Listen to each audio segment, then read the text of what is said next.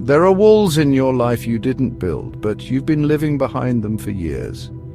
What if the wall keeping you from joy, purpose, or healing isn't physical, but spiritual? And what if today is the day to tear it down? On June 12, 1987, standing before the Berlin Wall, President Ronald Reagan spoke 4 unforgettable words.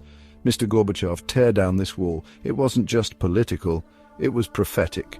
That wall had separated families, hopes, and human dignity for decades, and in that moment, one voice pierced the Iron Curtain, not with violence, but with truth. 2 years later, the wall fell. Freedom came crashing through brick and concrete.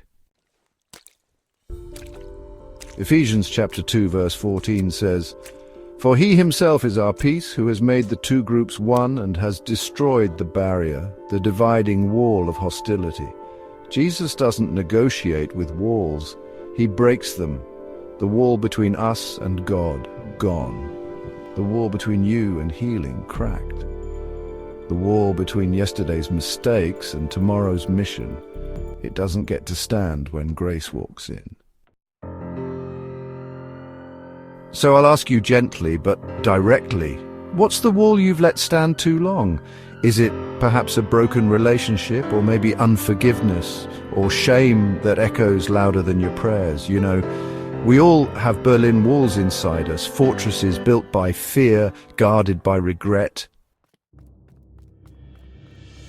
But God didn't create you to live in captivity. He created you to stand in freedom. And you know, sometimes freedom begins with just one honest sentence. God, I can't do this alone. You're not too late. You're not too far gone. The cross already shattered the only wall that ever truly mattered.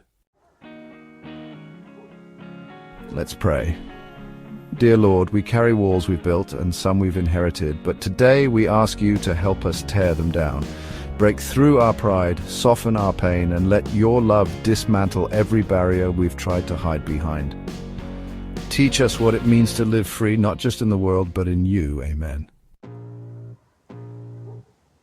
If this devotional moved you, share it with someone who might be standing behind their own wall. Like, comment, and subscribe to Walk With Us Through Faith and History. One powerful moment at a time. And don't miss today's second video, a reflection on this morning's news, not through politics, but through Scripture. Let's keep tearing down what divides and build something eternal.